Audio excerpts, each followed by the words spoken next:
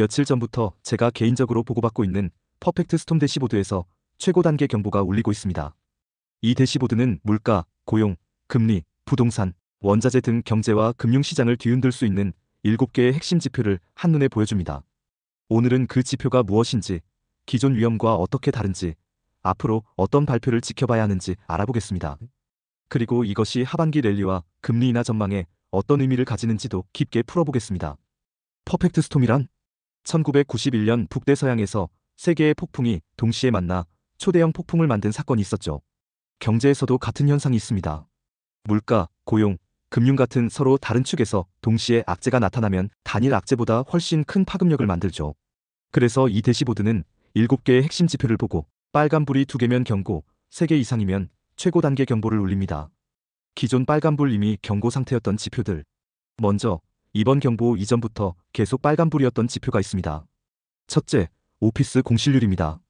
20.8%, 6월 말 발표된 QE 수치죠. 20%를 넘으면 빨간불인데 지금은 그 기준을 확실히 넘었습니다. 상업 부동산 시장, 특히 오피스 대출 부실 위험이 크다는 뜻입니다. 이건 분기 발표라 다음 업데이트는 9월 말까지 없습니다. 즉, 최소 한 달 이상은 계속 빨간불이 유지될 가능성이 높습니다. 둘째, ISM 서비스 가격 지수입니다. 69.9, 7월 수치로 8월 초 발표됐습니다. 기준선 65를 훌쩍 넘는 빨간불입니다. 서비스 부문 물가 압력이 여전히 강해서 금리를 쉽게 내리면 물가가 다시 튈 위험이 큽니다. 다음 발표는 9월 3일 예정입니다.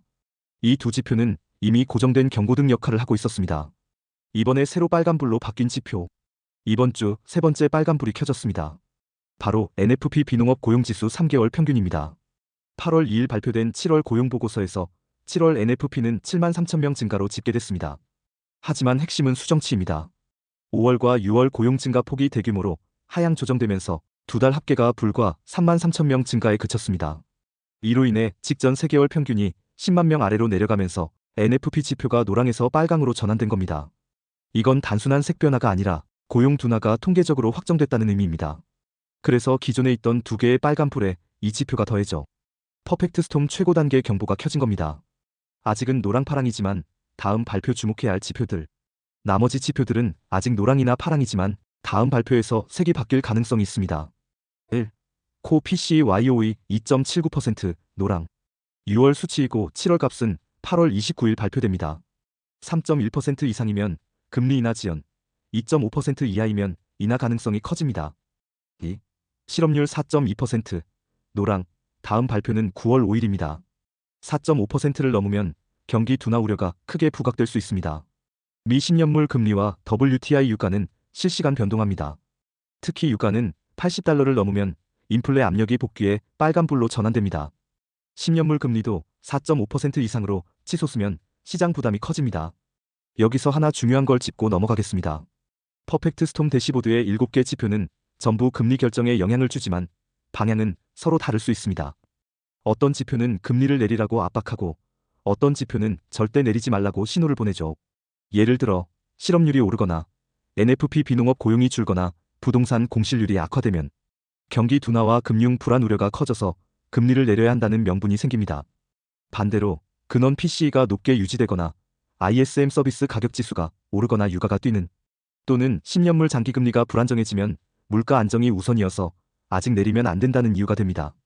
그래서 빨간불이 많아진다고 해서 무조건 금리 인상으로 직행하는 건 아닙니다. 오히려 서로 다른 방향의 압력이 동시에 커지는 상황이 퍼펙트 스톰의 핵심입니다. 정책이 어느 쪽으로 가든 반대편 리스크가 더 커지는 구조, 이게 바로 시장이 무서워하는 이유입니다. 금리 인하 가능성과 랠리 시나리오. 지금 대시보드를 보면 금리를 내릴 가능성은 여전히 열려 있습니다. 그 이유는 두 가지입니다. 첫째, 고용 둔화 신호가 명확해지고 있기 때문입니다. NFP 비농업 고용 3개월 평균이 10만 명 아래로 내려갔다는 건 단순히 7월 한 달 고용이 부진했다는 의미가 아니라 직전 두 달 5월, 6월 고용 증가 폭이 대규모로 하향 조정되면서 최근 3개월간 고용 증가세가 뚜렷하게 둔화됐다는 뜻입니다. 연준 입장에서는 고용이 둔화되면 경기 하강 우려가 커지고 그때 금리를 높게 유지하면 경제가 더 빨리 식어버릴 위험이 있습니다. 즉, 금리를 내릴 명분이 하나 생긴 거죠. 둘째, 부동산 리스크가 계속 쌓이고 있기 때문입니다. 오피스 공실률이 20%를 넘는 상황은 상업 부동산 대출 부실로 이어질 가능성이 높습니다. 특히 미국 지방은행들은 부동산 대출 비중이 크기 때문에 이 리스크가 커지면 금융 시스템 전반의 안정성에 영향을 줍니다. 연준은 금융 안정성을 지키는 것도 중요한 역할이기 때문에 이 부분 역시 금리를 인하해야 할 압박으로 작용합니다. 그런데 문제가 있습니다. 서비스 물가가 여전히 너무 높다는 거죠. ISM 서비스 가격 지수가 69.9라는 건 서비스 분야에서 가격 인상이 활발하게 이뤄지고 있다는 뜻입니다. 서비스 물가는 한번 오르면 잘 안 내려오고 금리를 내리면 다시 불이 붙을 가능성이 큽니다. 연준 입장에서 너무 빨리 금리를 내리면 몇 달 뒤에 물가가 튀어오르고 다시 금리를 올려야 하는 정책 실패로 비칠 수 있습니다. 이런 상황에서 금리 인하는 가야 하는 길이지만 가는 속도는 느려질 수밖에 없습니다. 한 번에 큰 폭으로 내리는 공격적 인하보다 시장 반응을 보면서 조금씩 내리는 점진적 인하로 갈 확률이 높습니다. 이게 랠리에 어떤 의미를 주느냐? 금리 인하라는 뉴스가 나오면 위험자산 시장, 주식과 코인에 자금이 들어옵니다. 그 순간에는 랠리가 시작됩니다. 하지만 인하 속도가 느려지면 유동성 공급이 본격화되기 전에 물가나 다른 위험 요인이 다시 고개를 들 수 있습니다. 그러면 랠리는 오래 못 가고 짧고 불안정한 랠리로 끝날 가능성이 큽니다. 초반에 잠깐 반등이 나올 수는 있지만 위아래로 크게 흔들리며 방향성이 뚜렷하지 않을 수도 있습니다. 이럴 때는 한 번에 크게 먹는다보다 구간마다 빠르게 수익을 확보하는 전략이 훨씬 안전할 수 있습니다. 투자자 대응 전략. 퍼펙트 스톰 최고 경보는 시장 심리가 언제든 위험 회피 모드로 바뀔 수 있다는 경고입니다. 코인과 주식 모두 이번 하반기 랠리를 노린다면 상승장에서 분할 익절과 현금 비중 확보가 필수입니다. 이건 길게 버티는 싸움이 아니라 타이밍 싸움이 될 가능성이 큽니다.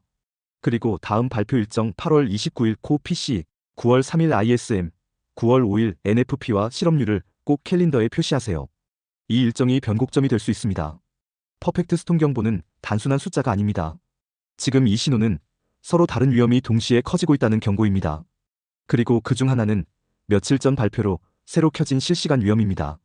앞으로 남은 발표일은 우리가 대응할 수 있는 마지막 안전 시간표일 수도 있습니다. 준비한 사람은 기회를 잡고 방심한 사람은 폭풍 한가운데서 깨어나게 됩니다. 영상이 마음에 드셨다면 구독, 좋아요, 알림 설정까지 부탁드립니다.